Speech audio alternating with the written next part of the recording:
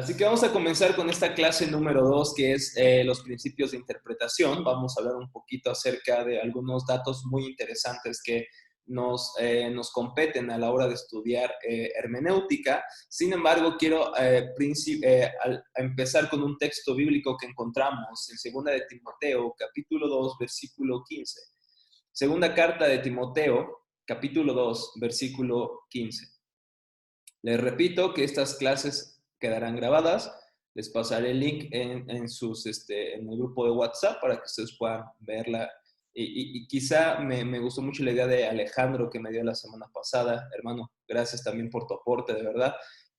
Vamos a subir un grupo de YouTube que es privado y vamos a ahí estar subiéndolas para que ustedes puedan ver esas clases y repasarlas una y otra vez.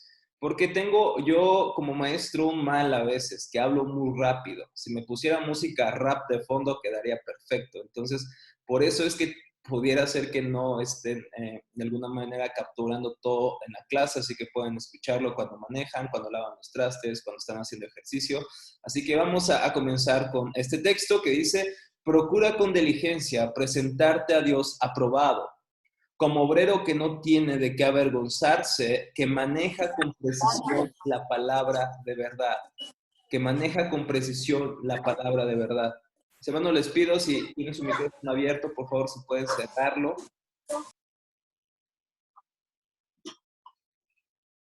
Listo. Así que tenemos ese texto por delante. Dice Pablo a Timoteo: procura con diligencia, es decir, busca esto. ¿Qué debe buscar? Presentarte como un obrero que es aprobado por Dios, que no tiene de qué avergonzarse. Obviamente eso está hablando de una cuestión de carácter, pero también le da otro parámetro para ser aprobado por Dios, como un obrero, como alguien digno de alguna manera servir a su iglesia. Y es que maneje con precisión la palabra de verdad. Antes, mis hermanos, que de alguna manera de adentrarnos al estudio de la hermenéutica, quiero suponer que la mayoría de nosotros estudiamos las escrituras. Sería poco pertinente estudiar la ciencia de la hermenéutica si no somos personas que conocemos las escrituras, o por lo menos que la estamos leyendo continua y diariamente. ¿Por qué razón, mis hermanos? Porque la hermenéutica, recordemos un poco la clase pasada cuando hablábamos de la definición, la hermenéutica es la ciencia de la interpretación. Es la ciencia de la interpretación de las escrituras. Por lo tanto, mis hermanos, nuestra principal fuente de estudio, nuestra principal fuente en la cual nosotros vamos a aplicar estos principios y estas reglas no es otra que la palabra misma de Dios. Por lo tanto, es indispensable, mis hermanos, que conozcamos las escrituras, no simplemente leerlas de una manera rápida como quien pasa por algún lado yendo a su destino, sino que nos quedemos en las escrituras, estudiemos las escrituras, conozcamos las escrituras.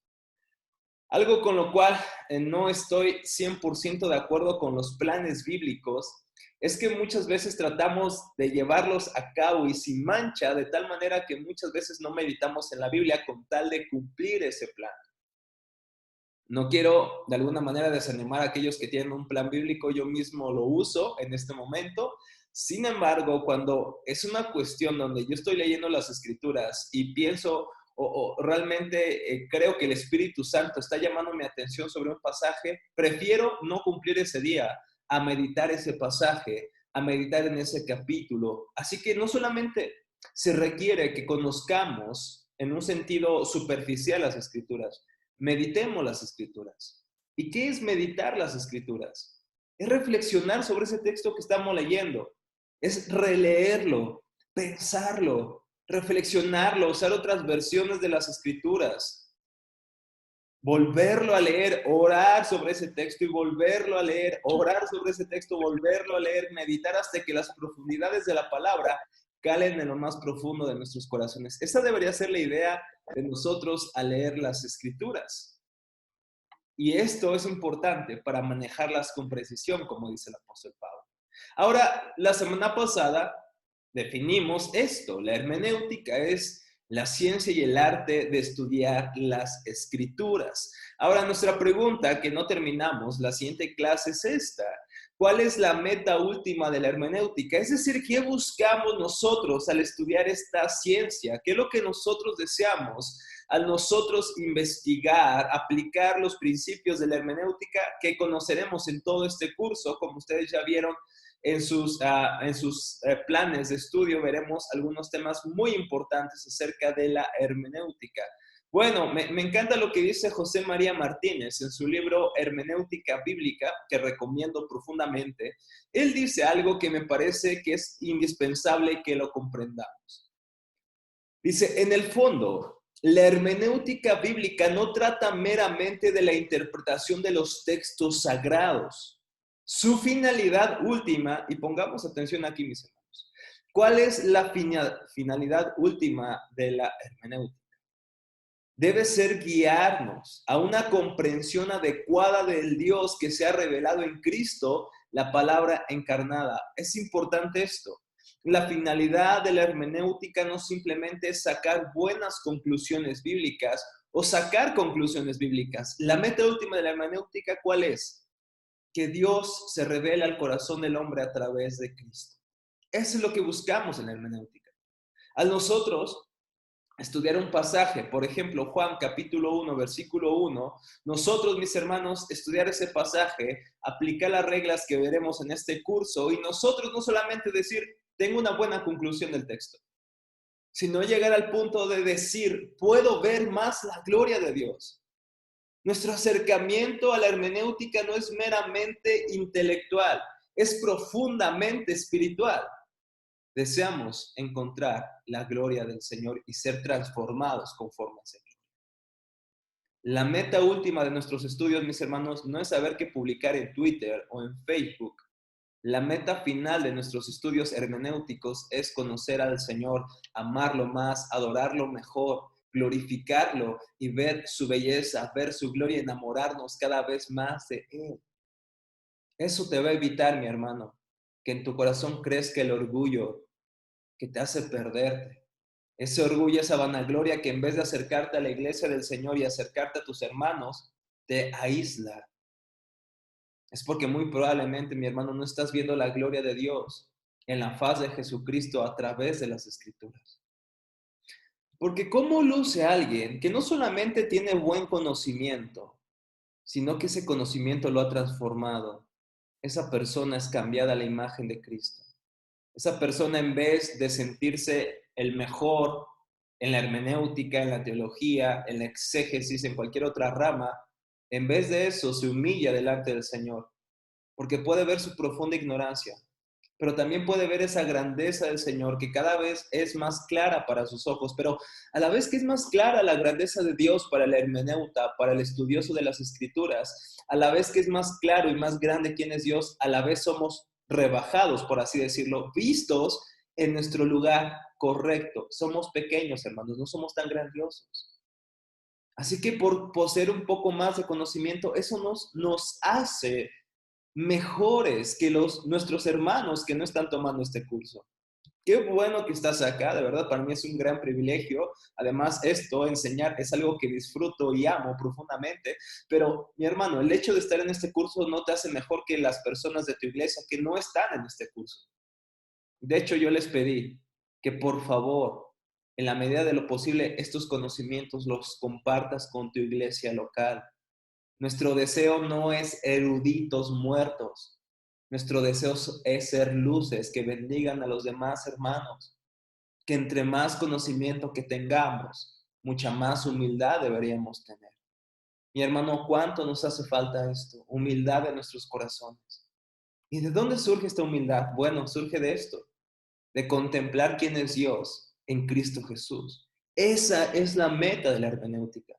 Mi hermana, aún estás a tiempo de desistir de este curso si tu propósito era adquirir meramente conocimiento para humillar a otras personas en tu iglesia o en las redes sociales. Todavía puedes salirte de este curso.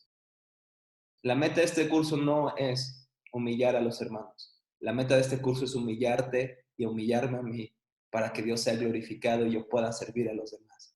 ¿Estamos de acuerdo, mis hermanos, o alguien está de desacuerdo con esto? Lo puede decir ahorita y nos echamos un tiro, diríamos aquí en México.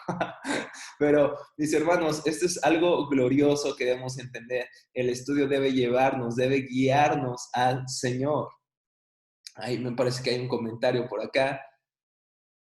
Eh, Totalmente de acuerdo. Así es, que Dios sea glorificado, mis hermanos. Fíjense lo que sigue diciendo José Martínez. La hermenéutica ha de ser el instrumento que allana el camino para el encuentro del hombre con Dios. Es lo que buscamos en la hermenéutica, que a través de las reglas, a través de este uso de la interpretación bíblica adecuada, con un corazón adecuado, sometiendo nuestra mente y corazón a la palabra de Dios, nosotros podamos allanar este camino. ¿Para qué? Para que nosotros podamos ver más claramente el mensaje de Dios y quién es Dios. Esa es la meta última de la hermenéutica. Han existido, como veremos en las clases, de diferentes tipos de hermenéutica o diferentes métodos de interpretación. Han existido muchos teólogos que de alguna manera no se han sometido a la palabra de Dios, sino que han puesto su razón por encima de la palabra, o su filosofía por encima de la palabra, o sus alegorías por encima de la palabra. Mis hermanos, no. El cristiano bíblico está llamado a someter su razón a la palabra de Dios, a someter su filosofía a la palabra de Dios, a someter su corazón, sus sentimientos, su contexto, su cultura a la palabra de Dios, no al revés. No buscamos que la cultura sea nuestro juez, es la palabra de Dios. ¿Por qué? Porque Dios, donde la palabra de Dios está, diría un teólogo. Así que buscamos someter nuestros corazones, nuestros sentimientos, nuestros deseos, nuestras filosofías y razonamiento a la palabra de Dios. Es nuestro juez.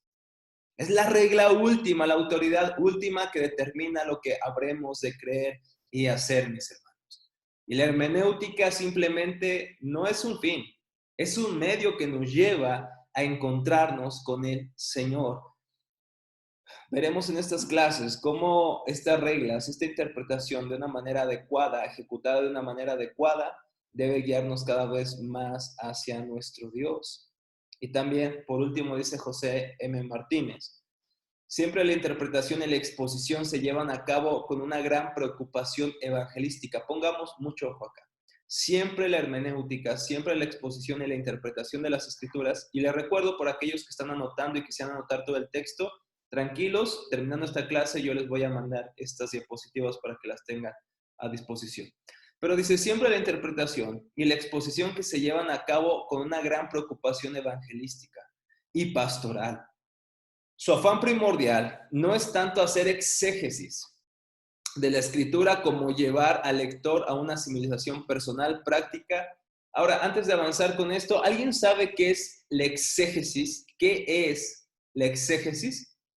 Puede levantar su manita o inmediatamente participar en el chat o abrir su micrófono. ¿Qué es la exégesis? ¿Alguien? De los alumnos de Ginebra, alguien que nos defina qué es la exégesis. Es extraer el mensaje principal que nos quiere decir el texto sagrado, pero que nos quiso decir al oyente principal. Así es, Jacob, excelente. Ahí tienes Valentina, pero eres Jacob. Aquí es de mi... Sí, no te preocupes, entiendo. Justamente, la hermenéutica y las reglas, los principios que nos van a ayudar a ¿qué? A interpretar las escrituras. ¿Qué es la exégesis? Esta palabra tan difícil al parecer. Exégesis quiere decir simplemente extraer algo. Desde extraer un significado, extraer en este caso el significado del texto bíblico. Las reglas que vamos a ver en este caso se llaman hermenéutica y la aplicación de esas reglas se le llama exégesis. De alguna manera es poner en práctica toda la teoría que vamos a ver y de hecho vamos a hacer muchos ejercicios en estas clases justamente para saber qué es la exégesis y cómo aplicarla.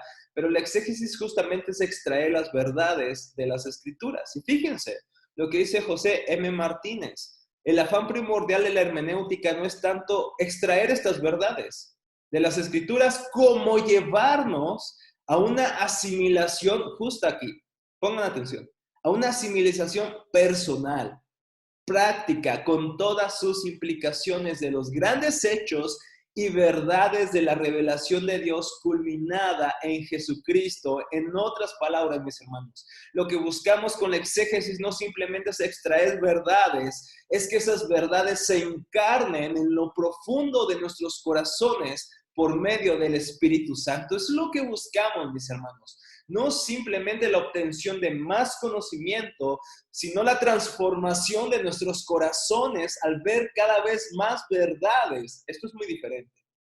No solamente buscamos la obtención de más conocimiento, buscamos la transformación de nuestros corazones al ver la realidad de estas verdades. ¿Y qué verdad es supremamente valiosa? Que es la revelación de Dios culminada en Jesucristo. Ver a Cristo, mis hermanos, en cada escritura, ver a Cristo en todas las escrituras es la meta última, suprema de nuestro estudio de la hermenéutica. No simplemente es un descubrimiento intelectual. No es menos que eso, pero es mucho más.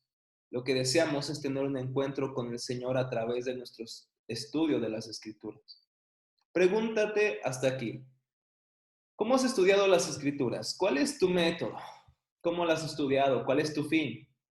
Quizá publicar algo lindo en redes sociales, quizá tener un poco más de conocimiento y ser más sabio. O realmente tu acercamiento a la palabra de Dios es para encontrarte más con Cristo y ser cambiado conforme a su imagen. Y saben, esto último es lo que deberíamos buscar, no solamente la obtención de buen conocimiento, no solamente compartir estas verdades, que no es malo, mis hermanos, pero el principal afán de nuestros corazones debería ser encontrarnos con el Señor y ser transformados conforme a su imagen, conforme a esa gloria que veamos. Es imposible, mi hermano, es imposible, escúchenme bien, que sigas siendo el mismo cuando has visto la gloria de Dios. Es imposible. Cuando Dios llega al corazón de un hombre, el corazón de una mujer, ese corazón es transformado completamente por su gracia. Cada vez que te expones al sol de justicia a través de las escrituras, tu vida debería ser transformada conforme a la imagen y la estatura del varón perfecto que es Cristo Jesús. Así, mis hermanos, dejo en claro cuál es nuestro afán, nuestra gran ambición en estas clases. No es que salgas con una gran mente, es que salgas con un gran corazón y una mente conectada justamente con ese corazón y vayas y hagas discípulo, vayas y hagas que otras personas vean la gloria del Señor. Si te toca predicar en la iglesia, gloria a Dios, predica de una manera que Cristo sea visto. Si te toca dar consejería, gloria a Dios, aconseja de tal manera que guías a las personas a encontrar su salvación en Cristo, no en tus consejos o en tu persona, sino en Cristo. Eres un ama de casa, excelente. Usa la hermenéutica para fomentar el evangelio en tu casa, a través de tus quehaceres, a través de lo que haces con la comida con tu esposo, a través de las relaciones con tus hijos, a través de la relación con tu esposo. La hermenéutica no simplemente es para algunos eruditos. Y el conocimiento de Dios no solamente es para alguna élite de la iglesia. Es necesaria para todo cristiano para que pueda vivir para la gloria de Dios. El conocimiento de Dios no meramente es un dogma filosófico. El conocimiento de Dios es la necesidad más profunda de nuestras almas para saber cómo vivir en este mundo que Él creó. Porque después de todo, Él nos creó a nosotros también. Entonces, el interés más grande debería ser conocer a Dios. ¿Por qué?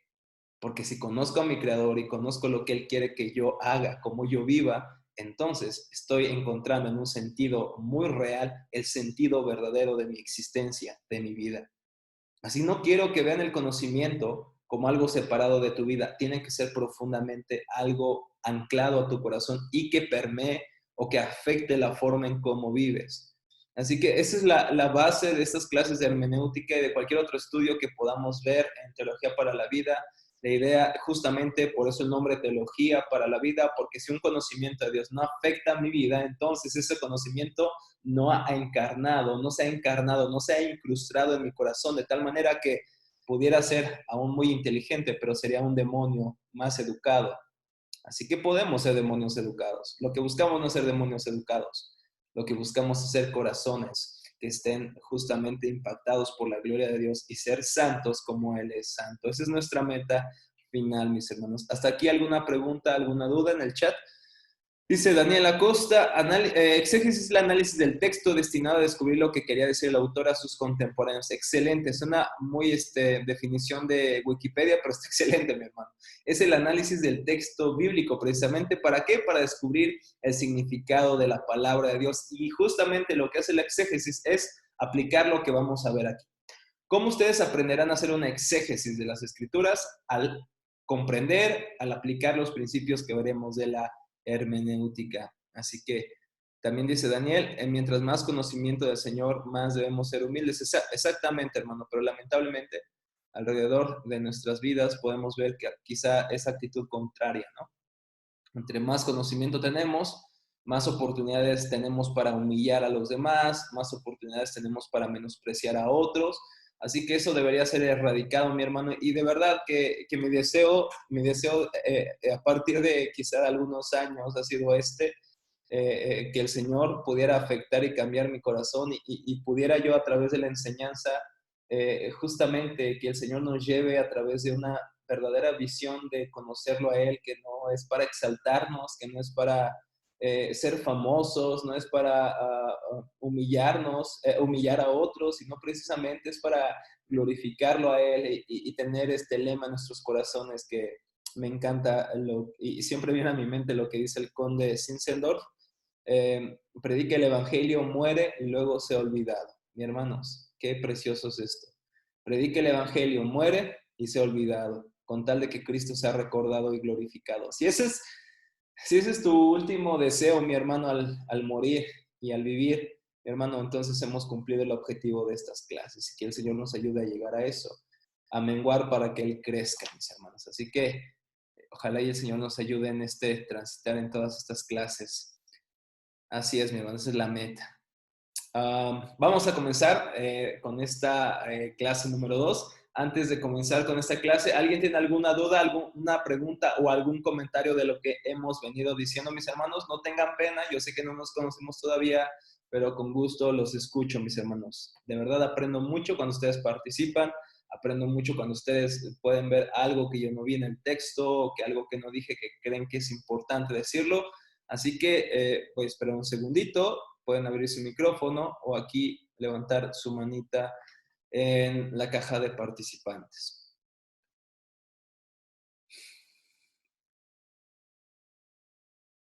Ok. Creo que ese silencio me comunica que no quiero participar, pero está excelente, mis hermanos. Cualquier cosa, aquí estoy. Está todo ok, de verdad. Está muy bueno. Ok, gracias, Bari. Gracias, Bari, por decir por lo menos eso. Gracias, Bari. No, Fíjense, la verdad perdón, estoy aprendiendo bastante, así que quiero guardar bastante silencio. excelente, Bari. Ojalá y sí, algún día estudié justamente no estudié para ser maestro, pero tomé muchos cursos para hacerlo. Y había un maestro, no recuerdo de qué materia, que me decía, si tu grupo no pregunta, una, o no entendieron nada, o dos, realmente lo entendieron todos, pero que sea la segunda opción. Así que, mis hermanos, vamos a continuar. Fíjense, Hermenéutica Bíblica, clase 2, oficialmente empezamos con esta clase del día de hoy. Vamos a ver un poco de tiempo esto y vamos a tomar un receso en un momento más para no justamente abarrotarnos.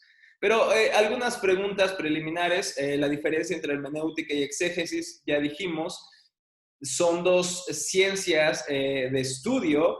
Una es las reglas y los métodos, de alguna manera, los principios.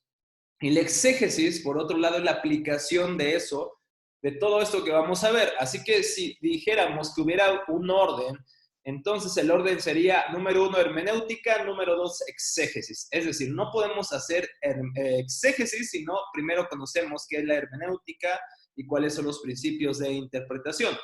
Hace un mes, yo creo, un poco más, di clase con la Academia de Ginebra con algunos hermanos, que justamente algunos están acá, y la verdad es que vimos, yo creo que una embarrada de la hermenéutica. Espero que aquí sea un poquito más lento porque creo, Jacob, que bueno que te metiste porque lo vimos muy rápido, a grandes rasgos, por el tiempo, que era un mes justamente, y es un poco difícil, ¿no? pero vamos a irnos más lento en estas clases y vamos a tratar de mejorar algunos principios o de hacerlos más claros. Número 2, ¿por qué decimos que la hermenéutica es un arte y a la vez una ciencia? ¿Quién quiere de alguna manera participar contestando esta pregunta? La semana pasada decíamos que la hermenéutica es tanto una ciencia como un arte. ¿Por qué es un arte y por qué es una ciencia, mis hermanos? Pregunta para todo el grupo. ¿Por qué es un arte y es una ciencia? Sí, adelante, Jesús. Bueno, lo que pasa es que la hermenéutica es una técnica.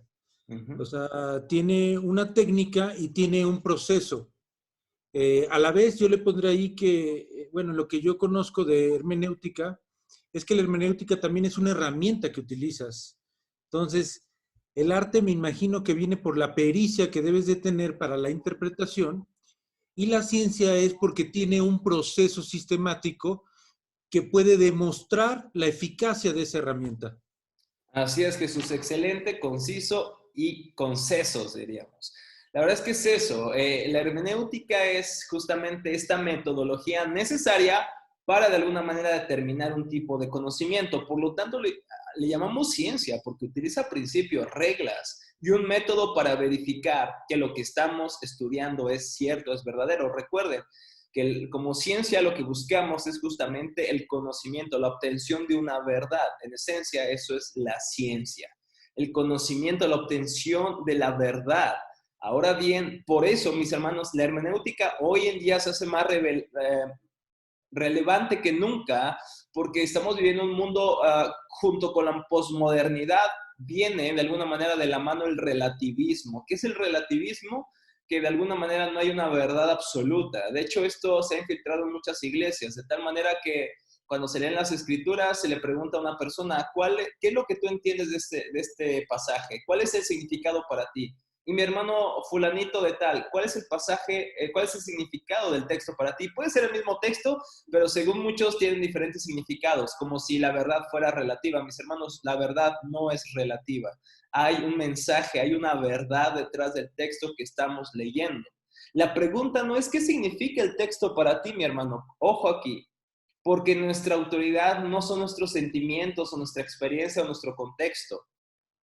La verdad de las escrituras se halla en un contexto determinado, para una audiencia determinada. Así que la pregunta debería de ser, ¿cuál es el significado de las escrituras? ¿Cuál es el significado que Dios comunicó a la primera audiencia a la cual se escribió determinado libro o determinado texto? La pregunta no es ¿qué significa para mí? Suena muy romántico, pero esa no es la pregunta verdadera. La pregunta es ¿cuál es la intención original del autor que escribió lo que escribió? Así que es lo que buscamos, mis hermanos. Por eso es una ciencia. Nos guiamos bajo principios, bajo reglas, bajo métodos que nos ayudarán a llegar a determinar cuál es el significado primario. Y recordamos en la clase pasada que decíamos que la palabra de Dios tiene un significado, aunque pudiera tener distintas aplicaciones, pero hay un significado original. En la hermenéutica buscamos, en la aplicación con la exégesis, buscar justamente ese significado primordial. Así que, mis hermanos, eso es lo que vamos a hacer. También es un arte, como dice Jesús, porque puede ser mejorado con la práctica. Yo creo que incluso algunos términos que estoy usando quizá no son conocidos, mis hermanos, pero veremos que a lo largo de estas clases, a lo largo del estudio y de la aplicación de estos principios, esta ciencia o estos principios podrán ser usados de una mayor facilidad en un futuro. Honestamente, yo cuando hago un sermón o escribo un sermón o tengo la oportunidad de hacerlo, no lo hago, mis hermanos, sacando todos mis libros de hermenéutica o sacando todas las reglas. Normalmente lo hago ya con un formato que tengo en mi computadora. A veces ya no reviso los libros y lo estoy haciendo a veces en automático, por así decirlo, pero sin embargo necesito aprender cada vez más. Pero lo hago mejor que hace unos 5, 6, 8 años. Ahora, poco a poco hemos ido mejorando a través de la aplicación de estos principios. De esa forma podemos decir que la hermenéutica es un arte que se puede ir perfeccionando para de alguna manera mejorar nuestra forma de interpretar, incluso nuestra forma de plasmar esa interpretación en el papel o en la computadora de una manera más bella, de una manera más hermosa, armoniosa, porque esto es un arte, es algo que vas practicando, mejorando, de tal manera que lo difícil en un futuro se volverá fácil. Hermanos, ojalá que de verdad, persistamos en este estudio para que de alguna manera podamos mejorar en esta ciencia tan importante para la iglesia. Y de verdad, justamente para la iglesia, mis hermanos, esto tiene que ser de bendición para los que te conocen, para los que te rodean, para tu familia, para tus amigos, para tus pastores, para quien tengas tú la oportunidad de compartir esto. Algunos comentarios. No te preocupes, Alex. Nos vemos en la siguiente clase. Es que Alex, un alumno, se siente un poco mal. Así que mi hermano, cuídate mucho. Te doy un abrazo muy fuerte. Claro que sí, Jacob. Puedo compartir este modelo que justamente, los puedo compartir en el grupo, el modelo que uso para mis sermones. Este modelo lo adquirí de mi pastor, el pastor Víctor Cruz. Él a su vez lo estudió en el RTS, donde estudió en Estados Unidos.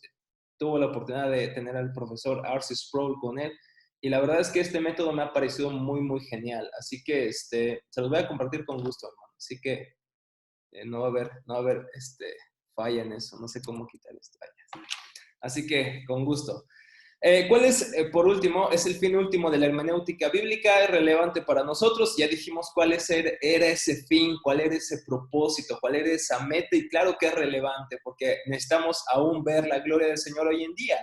De hecho, es nuestra mayor necesidad. El clamor de nuestros corazones debería ser como el de Moisés. Señor, muéstranos tu gloria, muéstranos tu gloria. Ese debería ser nuestro clamor cada vez que vamos a las Escrituras. No es, muéstrame más conocimiento porque quiero parecer más inteligente. No, nuestra meta es, Señor, muéstranos más tu gloria porque somos bien pecadores, porque tenemos un corazón horrible. Necesitamos ser transformados conforme a tu imagen. Necesitamos ser transformados en nuestra paternidad, en las relaciones que tenemos, en nuestra vida como cristianos. Necesitamos ser transformados porque aún luchamos con nuestro pecado y entre más veamos su gloria, mis hermanos, mucho más santos se volverán nuestros corazones. Lucharemos aún más con el pecado, seremos sensibles más con aquello que le desagrada a nuestro Señor y buscaremos cada vez darle más la gloria a Él a través de lo que podamos ver de su palabra. Y por último, mis hermanos, creo que no definí la clase pasada, que es la exégesis. La exégesis, decíamos, es la extracción, el obtener, el sacar una verdad de las Escrituras para que esta verdad moldee lo que creemos. ¿Qué es, por otro lado, la exégesis? Que suena muy parecido, pero esta diferencia, exégesis e exégesis, es muy importante, porque exégesis es poner, es meter un significado a la palabra de Dios que yo quiero. Es decir, no determino mi conocimiento a partir de las verdades que veo, sino que mis presuposiciones, mis supuestos, mis deseos, trato de ponerlos en la Biblia para que la Biblia diga lo que yo quiero. ¿Alguien de ustedes ha hecho esto, mis hermanos? ¿O alguien de ustedes ha escuchado como un predicador toma un pasaje y lo lee, pero dice algo que jamás viene en la Biblia? ¿Alguien lo ha escuchado, mis hermanos? Que nos cuente su experiencia. Sí, adelante. Bueno, Todos los días se escuchan en alguna parte de eso. Y nosotros también en algún momento lo hemos hecho, cuando no tenemos el conocimiento debido. Exactamente, exactamente. Tenemos que reconocer que nosotros también lo hemos hecho, incluso sin tener malas intenciones, ¿cierto? Sí, Jesús. yo en una escuelita bíblica para niños, hace también cuando recién empezaba ya a participar, la clásica historia de David y Goliat, Y ¿no? Goliat. Interpretarla de una manera que nada que ver, ¿no? La interpreté de una manera muy humanista, hablando de Goliat y los grandes problemas y de todo lo puedo en Cristo que me fortalece a través de David, ¿no? Entonces, en síntesis, eso fue lo que dije, ¿no? Entonces, sí, pues claro que sí, sin mala intención. Creo que a los niños les gustó la historia, pero creo que no era lo que debía de haber dicho. Así es, y sí nos dejamos guiar justamente por estas interpretaciones tradicionales, ¿no? Que las hemos escuchado una y otra vez, pero que al final de cuentas no corresponden al mensaje de la Biblia, sino que justamente vamos con ideas y enseñamos eso, pensando que citando una Biblia, que citando la Biblia somos bíblicos. No, no, no. Citando la Biblia no somos bíblicos, es exponiendo las Escrituras que somos bíblicos. Sí, Barry. Bueno, en mi caso, Me ha pasado también, a veces me ha pasado en los servicios cuando he escuchado a veces que se exponía más la grandeza del hombre, como que el hombre tiene que ser más fuerte, tiene que alcanzar esos beneficios y no lo que estaba dentro, ¿no? Entonces yo a veces luchaba con eso. Recuerdo que me topé con un libro, Textos fuera de contextos, un libro pequeñito. Cuando yo lo comencé a leer, eso para mí era como que un golpe profundo en el corazón y trataba de poder tener más cuidado cuando escuchaba a otros predicadores o cuando escuchaba dentro de misma casa, ¿no? Y a veces me acercaba a mi pastor así y le decía, ¿te puedo comentar algo? ¿Realmente esto dice el texto? ¿Esta es la interpretación correcta? Y yo también lo he cometido, ¿no? He cometido esos errores a veces por la falta de ignorancia sobre algo. Y creo que a partir de ahí aprendí a callar más y a leer más y a meditar más antes de poder dar una opinión o un comentario acerca de un texto. Pero sí, sí, he luchado bastante con eso. Me ha ayudado bastante ese pequeño libro que les menciono. Me imagino que muchos de ustedes lo han leído, pero para mí ha sido de gran ayuda para como aterrizar y decir, ten más cuidado acerca de poder dar una opinión a algo si no tienes claro, ¿no? Así es, está excelente eso, Ari. La verdad es que todo lo hemos hecho, si somos honestos, lo hemos hecho muchas veces. Incluso desesperados por escuchar la voz de Dios, hemos ido a las Escrituras a ver lo que Dios nos quiere hablar y sin estudiar el pasaje, sin estudiar el contexto, sacamos ese pasaje de su significado original y lo hacemos de alguna manera o lo torcemos de tal manera que muchas veces es sin intenciones. Y creo yo que el Señor incluso ve eso y sabe que no lo quisimos hacer por maldad. Pero lamentablemente hay muchos movimientos que lo hacen bien intencionadamente. Por ejemplo, hay muchas iglesias que han abrazado la ideología de género, el progresismo, y de tal manera que quieren incluso interpretar el homosexualismo a la luz de muchas historias, como por ejemplo David y Jonatán, y te sacan ese pasaje para decirte, ¿ves? La relación homosexual no está mal porque la Biblia lo enseña. ¿Ves cómo la Biblia incluso es machista? Porque a la mujer no se le permite hacer esto y aquello, y los hombres tienen que dirigir la iglesia, y por qué no las mujeres, y bueno, te sacan ciertos pasajes, incluso meten su interpretación al texto. Eso no es lo que queremos hacer, mis hermanos. Nosotros no deseamos meter nuestra interpretación, nuestras ideologías, nuestros presupuestos a las escrituras. Queremos que nuestros corazones sean moldeados por la palabra de Dios. Nosotros no queremos moldear la palabra de Dios porque sabemos justamente cuál es el resultado. Hay una maldición sobre aquellos que le añaden o le agregan algo a la palabra de Dios y sobre todo que la tergiversa. Así que mis hermanos, si estás en esta clase, ya terminó el tiempo de tus buenas intenciones interpretando mal las escrituras. En esta clase, mis hermanos, serás consciente cuando estás interpretando inadecuadamente la palabra o cómo puedes interpretarla correctamente.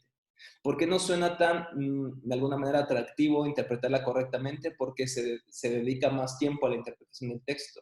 A que cuando vamos y decimos, a ver qué Dios me habla, siento que es esto, bueno, tiene que ser, ¿no? No. Ahora, ¿cómo vamos a las escrituras? Vamos a estudiarlas y justamente ver qué es lo que el Señor quiso. Eso conlleva una meditación, una lectura más tranquila, incluso revisar diferentes versiones. En una clase con ustedes veré algunas versiones, qué versiones son útiles, ya sean formales o de una manera, una traducción más apegada al texto, algunas que son más dinámicas, justamente como su nombre lo dice. Pero justamente el interpretar correctamente las escrituras demandará a veces mucho más tiempo, mucho más esfuerzo, pero valdrá la pena, mis hermanos, porque lo que queremos es manejar con precisión la palabra de Dios. ¿Con qué propósito? Con el propósito de glorificarlo, guiar a otros al conocimiento del Señor y sobre todas las cosas, que nuestros corazones se amolden a la voluntad de Dios, que nuestros corazones pudieran caminar en la voluntad de Dios y no nosotros imponer nuestra voluntad al Señor o a la palabra de Dios, que por cierto, si lo pensamos bien, es una locura tratar de nosotros interpretar las escrituras conforme a nuestro antojo. Hermanos, no estamos hablando de la carta de fulanito, estamos hablando del libro de Dios, del juez supremo del universo. Eso debería llenarnos de temor y también debería guiarnos a la diligencia, al estudiar las escrituras. Nos debería guiar justamente a ser más aptos para nosotros e interpretar adecuadamente las Escrituras. Y ahora vamos a tomar un breve receso. Les voy a dar unos 10 minutitos. Son 7:48. Nos vemos a las 8 de la Ciudad de México. Y bueno, ustedes que ahí está Chucho señalando el libro de Textos fuera de contexto, que es un librito muy bueno, por cierto, se lo pueden conseguir ahí. Será como 80 páginas, 100 páginas más o menos, ¿no? Yo creo no es tan grande y la verdad es que es un buen texto. Justamente creo que les va a ayudar mucho a estas clases para dar ejemplos o incluso para ver cómo la hermenéutica es muy importante a la hora de traducir. Así que, mis hermanos, vamos a tomar un breve receso y continuamos. Voy a pausar. Bueno, si no tenemos preguntas ahorita por el momento, ya saben, no hay ningún problema si quieren participar en algo, hacer una pregunta, algo que no se entendió, con gusto y con confianza, por favor, levanten su mano. Vamos a continuar con la clase del día de hoy. Algunos, mis hermanos, en muchos círculos nos dicen que no necesitamos la hermenéutica, solamente necesitamos a Jesús. Solamente necesitamos a Dios, no necesitamos la doctrina, no necesitamos este estudio que nos va a matar, nos va a hacer fríos y demás. Y tenemos que reconocer, mis hermanos, en primer lugar, que sí existe un peligro en aquellos que estudiamos teología propiamente, en que podemos volvernos frívolos, incluso hasta de alguna manera egoístas y orgullosos. Pero, mis hermanos, también la verdad es que esto es a causa de nuestro pecado. Tenemos que recordar, mis hermanos, cada vez que nos acercamos a las Escrituras, a estudiar teología propiamente hablando, recordar, mis hermanos, que lo hacemos justamente para glorificar a Dios y servir a otros. Ahora, no es posible decir, yo quiero a Jesús y no quiero la doctrina, porque incluso esa declaración, yo quiero a Jesús, si tú le preguntas a esa persona, ¿quién es Jesús? Y él te dirá que es su Salvador. Ahí ya está haciendo doctrina, diciendo Jesús es mi Salvador, está haciendo doctrina. Así que es imposible escaparnos de la doctrina. Algunos dicen justamente, nosotros no necesitamos las reglas, no necesitamos la hermenéutica para entender la Biblia. Lo único que necesitamos es simplemente leerlas y hallar lo que dice. Suena tan bien esto, mis hermanos, suena tan piadoso, suena tan bueno, pero mis hermanos, tenemos que ser honestos. Hay cosas en las Escrituras que necesitamos tener un conocimiento previo de las reglas de interpretación para interpretar la Biblia. De alguna manera necesitamos herramientas cada vez más para que el Señor nos ayude a la interpretación de las Escrituras. Ahora bien, ¿cuál es nuestra respuesta ante estas personas que dicen no necesitamos de esto, no necesitamos estudiar hermenéutica, no necesitamos estudiar teología, no necesitamos estudiar predicación, no necesitamos estudiar esto? Bueno, la respuesta para esas personas que se oponen al estudio de la hermenéutica principalmente es que creemos que sí, las Escrituras son claras. A lo que históricamente los reformadores del siglo XVI, como Martín Lutero y Juan Calvino, llamaron la perspicuidad de las Escrituras. ¿Qué significa perspicuidad? Significa simplemente claridad. Todo lo necesario que necesitamos saber para nuestra salvación está claramente en las Escrituras, en el Antiguo y el Nuevo Testamento. ¿Qué es lo que dice, por ejemplo, segunda de Timoteo? Si me acompañan, por favor, y si alguien lo puede leer. Segunda carta de Timoteo, capítulo 3, versículo 14 y 15. Segunda carta de Timoteo, capítulo 3, versículos 14 y 15. ¿Qué dice, mis hermanos? ¿Quién lo pudiera leer, por favor?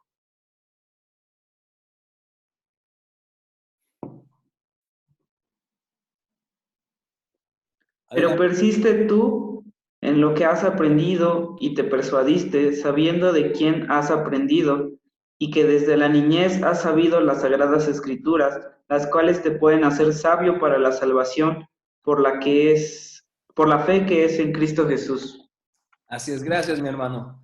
Esta salvación que es en Cristo Jesús, pero fíjense, Pablo le dice a Timoteo que desde la niñez ha conocido las sagradas Escrituras. Fíjense, aquí las Sagradas Escrituras se refiere al Antiguo Testamento, porque el Nuevo Testamento aún no estaba de alguna manera compilado, aún no estaba de alguna manera resuelto el canon del Nuevo Testamento, los 27 libros que tenemos ahora.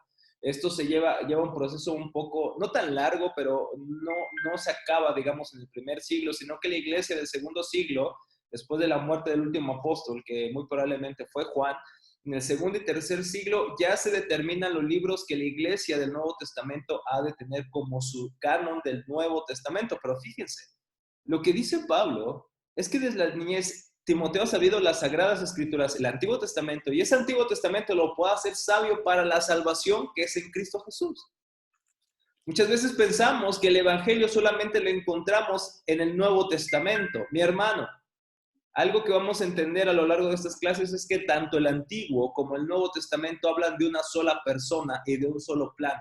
Hablan de Cristo y hablan del plan de redención. Antiguo y Nuevo Testamento. ¡Qué increíble! Que veamos que Pablo le dice a Timoteo que el Antiguo Testamento te puede llevar a los pies de Cristo. Porque Cristo, de alguna manera, está profetizado y el Antiguo Testamento está impregnado de Cristo. Díganme, por ejemplo, ¿cuándo creen que es la primera vez que se habla del plan de redención o de la salvación en el Antiguo Testamento? ¿Cuándo creen que es la primera vez que vemos esta promesa de salvación? ¿Alguien que quiera participar? Génesis 3. Excelente. ¿Qué dice Génesis 3, mi hermano? ¿En qué sentido? Cuando provee una vestimenta para Adán y Eva. Ahí podemos ver, mi hermano, de alguna manera un rasgo justamente de la necesidad que tenemos que cubrirnos y que tiene que haber un sacrificio, ¿cierto? Porque Dios tuvo que sacrificar a un animal en Génesis 3. Pero la promesa más claramente, mis hermanos, se encuentra en Génesis cuando Dios le dice que la simiente de la mujer, es decir, la simiente de Eva, ¿qué iba a hacer? Iba a aplastar la cabeza de la serpiente. Dicen aquí los hermanos, el protoevangelio exactamente se conoce como el protoevangelio Génesis 3. ¿Por qué? Porque parece que es la semilla que de alguna manera empieza a crecer a lo largo de todo el Antiguo y Nuevo Testamento. Tenemos que entender que Génesis 3 es de alguna manera, continúa en todas las Escrituras. ¿En qué sentido? En que Génesis 3, la promesa de la simiente de la mujer, se va desarrollando ese plan a lo largo de las Escrituras. La promesa, por ejemplo, que se le hizo a Abraham, que en su simiente serían benditas, ¿qué? Todas las naciones, responde a la promesa de Génesis 3. Es la misma simiente, es la misma promesa. Y esa simiente, ese plan se va desarrollando a lo largo del Antiguo Testamento, de tal manera que llegamos a profetas como, por ejemplo, ahora yo estoy en mi lectura bíblica que no puedo terminar con el profeta Isaías. Isaías es claramente mesiánico. Tendríamos que estar ciegos para ver cómo Cristo está repleto en las Sagradas Escrituras, en los profetas. Dice Pedro que los profetas indagaban por saber en qué momento, en qué tiempo habría de venir este Salvador, este Mesías, porque todas las Escrituras hablan de Cristo. Y todo lo necesario que necesitamos saber para conocerlo está en las Escrituras. Hay claridad. En estos decimos que creemos en teología en la perspicuidad de las Escrituras. Creemos en la claridad de las Escrituras. Pero también hay pasajes que no son tan fáciles de interpretar. ¿Qué es lo que dice, mis hermanos? Por ejemplo, Primera de Pedro 3:16. ¿Qué es lo que dice Primera de Pedro 3:16? Primera carta de Pedro, capítulo 3, versículo 16. ¿Quién puede leerlo, mi hermano?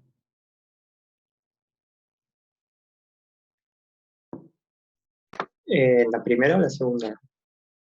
Perdón, segunda de Pedro, perdóname. Segunda de Pedro 3:16. Ya lo tengo, dice, asimismo, en todas sus cartas habla en ellas de esto, en las cuales hay algunas cosas difíciles de entender, que los ignorantes e inestables tuercen, como también tuercen el resto de las Escrituras, para su propia perdición. Excelente, gracias, Chucho. Fíjense, algo vamos a aplicar aquí un poquito de la regla, una de las reglas principales de la hermenéutica es considerar el contexto. ¿Cuál es el contexto? Lo que dice antes y después del texto que estamos leyendo. Vamos a hacer un ejercicio rápido. ¿De quién está hablando Pedro en este pasaje? Versículos atrás lo dice. ¿De quién está hablando? ¿De qué cartas? ¿De qué autor? De Pablo. De Pablo. ¿Y de qué tema está hablando, Elías? ¿De qué tema está hablando Pablo que los indoctos tuercen? Versículos atrás. Ya lo leo. Adelante. ¿Quién quiere? Del Salvador.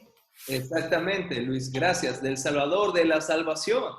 Y dice Pedro, que este tema y que algunas cartas de Pablo, yo me imagino que estará pensando en Romanos capítulo 9 y capítulo 10, por cierto, unos pasajes increíbles. Sin embargo, dice Pedro, muchos indoctos tuercen porque hay algunas cosas que no son fáciles de entender, por ejemplo, la predestinación. Por ejemplo, en este pasaje de Romanos capítulo 9, capítulo 10 y capítulo 11, de tal manera que Pablo dice, ya no puedo. Y empieza a exclamar en versículos adelante, en Romanos 11, porque de él y para él son todas las cosas. ¿Quién puede enseñarle a Dios? ¿Quién puede entender su mente? ¿Quién puede? Porque es un pasaje inmensamente rico en sabiduría. Y Pedro lo reconoce tanto como Pablo, y algunos lo interpretan de una manera que tuercen para decir lo que no debe decir el texto. Es más, ellos hacen eisegesis, meten sus ideas para determinar lo que ellos quieren que diga el texto. Lo que buscamos en este curso es justamente evitar ese corazón malvado y orgulloso de querer interpretar conforme a su antojo. Lo que queremos es que el Señor nos guíe a interpretar las Escrituras de una manera correcta. Por eso es importante la hermenéutica bíblica. Fíjense lo que dice el reformador Martín Lutero. Quizá algunos de ustedes lo conocen, otros no. También, por cierto, les anuncio que probablemente el próximo año iniciemos un estudio de la historia de la Reforma protestante, antes de la Reforma, en la Reforma y después de la Reforma, así que también estén atentos, pero eso viene hasta el 2022, primero Dios, cuando ya me case y todo esté más padre. Que primero Dios, el próximo año espero ya tener matrimonio ahí, ya mi novia también, ya lo desea yo también, entonces oren por esto, mis hermanos, oren por nuestros corazones. Pero bueno, quería presumirles a mi novia. Pero dice Martín Lutero, admito, por supuesto que hay muchos textos en las Escrituras que son oscuros. Dice Martín Lutero, estamos hablando de una de las mentes, no la más brillante de la Reforma, pero una de las mentes más brillantes. Y dice Martín Lutero que hay cosas en las Escrituras que no pueden entender, que son oscuras. No por la majestuosidad de lo que tratan, es decir, no por su contenido, sino debido a nuestra, hermanos, ignorancia de su vocabulario y gramática. Pero estos textos de ninguna manera obstaculizan el conocimiento de todos los temas de las Escrituras. Lo que dice Martín Lutero es que hay temas que son oscuros, que no son tan fáciles de comprender y de explicar, interpretar, de tal manera que por eso tenemos tantas denominaciones eclesiásticas, debido a que hay aspectos en la liturgia, aspectos en los sacramentos, aspectos en el pacto, aspectos en diferentes temas, incluso en el Apocalipsis, que no podemos de alguna manera concordar al 100% con todos. Por estas cosas se refiere Martín Lutero. Hay cosas oscuras, pero no se debe a que la Biblia tenga un error o que la Biblia sea demasiado difícil, sino que somos ignorantes aún de la gramática y del vocabulario de las Escrituras. ¿Qué haremos en estas clases? Relacionarnos tanto como la gramática con el vocabulario, tanto como el texto mismo de las Sagradas Escrituras.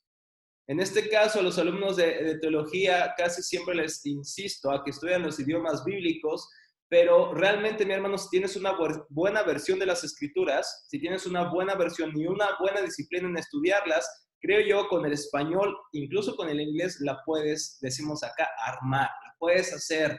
Pero mis hermanos, sobre todo es la insistencia en el texto, en conocerlo. Qué bueno si puedes estudiar los idiomas, pero realmente lo que necesitamos es fijar nuestra mirada en el texto, así como está nuestro español. Podemos usar otras versiones justamente para, de alguna manera, comparar las versiones, determinar un buen texto. Pero justamente, dice Martín Lutero, no es a causa de la Biblia, no es porque la Biblia tenga errores o la Biblia tenga defectos, es que nosotros somos defectuosos, somos ignorantes. Y estos textos oscuros, dice Martín Lutero, no afectan de alguna manera, no afectan otros textos o los temas más claros de las Escrituras. Hay cosas que no son tan claras, mis hermanos, pero que no obstaculizan nuestro conocimiento de las grandes doctrinas de la Biblia. ¿Como cuáles? Como la creación de Dios como creador, como Dios como Salvador, como Cristo como Señor, como la Santa Trinidad, como estos temas que son cardinales en nuestra fe, son bastante claros en las Escrituras. Son bastante claros, así que estos pasajes oscuros son pocos, pero de todas maneras eso nos involucra y nos impulsa a estudiar la hermenéutica. Fíjense lo que dice la Confesión de Fe de Westminster, capítulo 1, sección 7. Esta confesión fue hecha en 1646 por algunos llamados puritanos. Los puritanos es esta ala reformada en Inglaterra, que justamente surge una generación después de los reformadores del siglo XVI, siglo XVII. Son los puritanos los que de alguna manera sistematizan y enriquecen la teología bíblica de una manera increíble. De tal manera que en la Inglaterra del siglo XVII, el 70% de la literatura provenía de los puritanos. Realmente los puritanos llegaron a ser personas prolíficas. Y creo yo, sin temor a equivocarme, me uno a otros hermanos que han dicho lo mismo, creo que los puritanos es la época de oro de la iglesia en cuanto a la literatura. Realmente deben conocer a los puritanos, mis hermanos. Pero fíjense lo que dijeron estos puritanos en la Confesión de Fe de Westminster. Las cosas contenidas en las Escrituras no todas son igualmente claras ni se entienden con la misma facilidad por todos. Esto lo entendemos y acabamos de leer segunda carta de Pedro 3:16. Sin embargo, dicen los teólogos de Westminster, sin embargo, las cosas que necesariamente deben saberse, creerse y guardarse para conseguir la salvación, se proponen y declaran en uno u otro lugar de las Escrituras, de tal manera que no solo los eruditos, sino aún los que no lo son, pueden adquirir un conocimiento suficiente de tales cosas por el debido uso de los medios ordinarios. Mis hermanos, esto lo van a tener ustedes en el grupo de WhatsApp. Pero justamente es muy importante analizar esto. Hay temas en las Escrituras que no son tan claros como lo dice la confesión, pero lo necesario, lo indispensable para nuestra salvación es bastante claro. Eso no demerita el uso de la hermenéutica. Eso no hace un lado el que nosotros sepamos interpretar correctamente, por ejemplo, las parábolas. Las parábolas no podemos interpretarlas al igual que el Apocalipsis, o al igual que el libro de Hechos, o al igual que los Salmos. ¿Por qué razón? Porque las parábolas y los Salmos usan lenguaje figurado, cosa que en el libro de Hechos no tenemos en su mayoría porque es más una narrativa. Entonces, como tenemos diferentes tipos de texto, por así decirlo, en las Escrituras, tenemos, por ejemplo, profecía, tenemos poesía, tenemos parábolas, tenemos cartas pastorales, tenemos cartas universales, tenemos historia, tenemos narrativas. Por eso es importante, mis hermanos, que conozcamos las reglas básicas de la hermenéutica. ¿Para qué? Para interpretar los textos conforme a su género literario y tener una mejor comprensión de nuestra salvación y de quién es nuestro Señor. Recuerden siempre eso, mis hermanos. Este estudio no es para que ustedes parezcan más inteligentes o puedan humillar a otros que no saben lo que ustedes saben. No. El estudio de esta materia es para nosotros conocer mejor quién es Dios, cómo podemos amarlo de una manera más propia y adorarlo de la manera que Él merece ser adorado. Así que ese es el fin.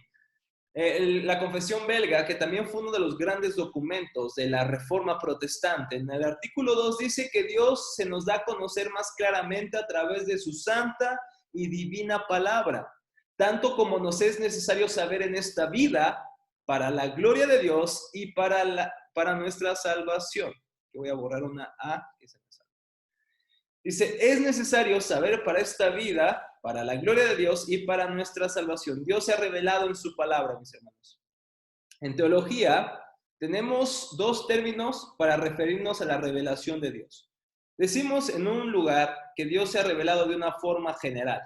A esto le llamamos revelación general o incluso revelación natural. ¿A qué nos referimos con la revelación general o la revelación natural? Es lo que Dios ha revelado de sí mismo a través de su creación, a través de lo creado. Revelación natural o revelación general. ¿Sí, hermano? Pensé que habían abierto su micrófono. Pero bueno, ¿qué texto tenemos para confirmar esto? Salmos capítulo 19, versículo 1. Salmo 19:1. Los cielos cuentan la gloria de Dios y el firmamento anuncia la obra de sus manos. También tenemos el pasaje de Romanos capítulo 1, versículos 18 en adelante. que dice justamente, habla acerca de cómo Dios ha revelado sus atributos a través de lo creado de tal manera que nadie tiene excusa. Dios se ha revelado en su creación, es lo que conocemos como revelación general o revelación natural. Los que estudian esto se les llaman teólogos naturalistas o teólogos o teología natural, es decir, cuando estudian cómo Dios se ha revelado a través de la naturaleza. Pero tenemos una revelación de alguna manera más específica, nos ayuda a ver a Dios de una manera más clara, y es la revelación especial. ¿Qué es la revelación especial? Es su palabra revelada a nosotros a través justamente de las Escrituras. En este caso, ¿cuántos libros tenemos en todas las Escrituras? ¿Cuántos libros tenemos, mis hermanos? Examen. 66. 66, exacto, Andrés, gracias. Tenemos 39 Antiguo Testamento, 27 Nuevo Testamento, y esta es la palabra de Dios, lo que llamamos en teología revelación especial. Es lo que Dios nos ha querido revelar acerca de Él. Y es lo que dice la Confesión Belga. Dios se nos da a conocer, en segundo lugar, porque ya hablo de la revelación general en el artículo 1, el artículo 2 dice, Dios se nos da a conocer claramente a través de su palabra. ¿Para qué, mis hermanos? Para vivir de una forma que glorifica a Dios y que podamos hallar nuestra salvación en Él. El fin último de estudiar las Escrituras es esto: ¿cómo podemos glorificar a Dios? ¿Cómo puedo glorificar a Dios con mi vida al conocer esto que estoy conociendo? ¿Cómo puedo vivir para Él? ¿Cómo puedo edificar a mi iglesia, a mi familia, a mis hijos, a mi esposa, de tal manera que Dios sea glorificado en mi vida, mis hermanos? Que este sea nuestro gran deseo, que esta sea nuestra gran ambición. ¿Cómo podemos glorificar a Dios mejor? Al estudiar su palabra, mis hermanos. Estudiamos la Biblia no porque queremos saber más principalmente, estudiamos la Biblia no porque queremos lucirnos mejor en la iglesia o en nuestras conversaciones, queremos conocer la Biblia porque es la única forma en que podemos saber cómo podemos glorificar a aquel que nos creó y nos hizo para su gloria. Esa es la meta última de nuestros estudios, mis hermanos. Esa es la meta última de las Escrituras y justamente de nuestra salvación. Creo que no veremos ya este tema, pero la próxima semana hablaremos del libre examen de las Sagradas Escrituras, que fue una de la herencia que tenemos después de la Reforma. Ahora, mis hermanos, yo sé que algunos de ustedes no han estudiado quizá la Reforma propiamente, o no sé, de alguna manera se pueden, ¿cómo se llama? ¿Cómo se puede decir esto? Se pueden asociar con la Reforma Protestante, pero ¿por qué voy a hablar mucho de la Reforma en estas clases? Porque la Reforma recuperó muchos principios, muchas reglas y también, sobre todo, grandes temas que la Iglesia había perdido en un tiempo llamado oscurantismo. El oscurantismo es una época que surge de la Iglesia primitiva hasta el siglo XVI, que justamente la Iglesia de Roma abarcó, gobernó, dominó todo ese tiempo, de tal manera que ya no teníamos una iglesia evangélica y primitiva, sino que teníamos una institución gubernamental llena de ritos, llena de añadiduras al evangelio, por ejemplo, las indulgencias. Las indulgencias son este documento que te da de alguna manera la salvación. De hecho, hoy en día todavía en Roma se emiten indulgencias. Pero las Escrituras no dicen que somos salvos a través de las indulgencias. La Biblia dice en Efesios 2:8 que somos salvos por la gracia de Dios solamente. Esto no es de vosotros, sino que es un don de Dios. No por obras para que nadie se gloríe. Y lo que hizo la Reforma Protestante fue justamente volver a traer estos principios y estas verdades a nuestro mundo occidental y después a todo el mundo. Así que por eso voy a hacer alusión mucho a la Reforma Protestante. Con esto quiero decir que no creo que los reformadores son impecables. Con eso no quiero decir que la Reforma fue un movimiento de alguna manera sin errores. No quiero decir con esto que Juan Calvino o Martín Lutero son santos y perfectos. Tuvieron sus errores, pero tuvieron grandes aportaciones que yo quiero recuperar en estas clases. Mis hermanos, ¿hasta aquí hay alguna pregunta, alguna duda? Mientras voy leyendo los comentarios. Exactamente, Sandra, la enciclopedia Logos es una buena herramienta para estudiar las Escrituras. Por la gracia del Señor la gané en un evento que tuvimos acá en México. Me gané todo un paquete, una biblioteca de Logos. La verdad es que es una gran bendición. Así que igual lo pueden conseguir ¿En dónde sube los videos? Lo voy a subir, Francisco, en el grupo de WhatsApp que tenemos, por cierto.